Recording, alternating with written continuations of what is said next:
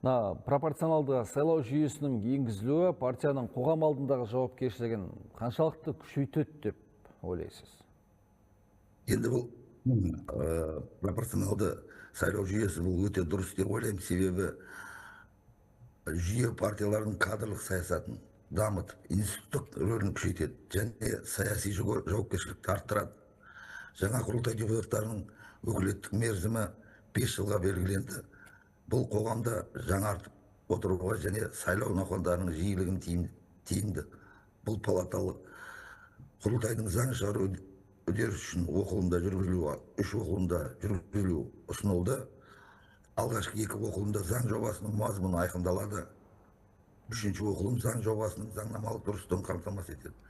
Заң шығару үдерісінің үздіксіз болуын қамтамасыз ету үшін парламент болмаған кезде бұл функция президенттің жүктелетін болды.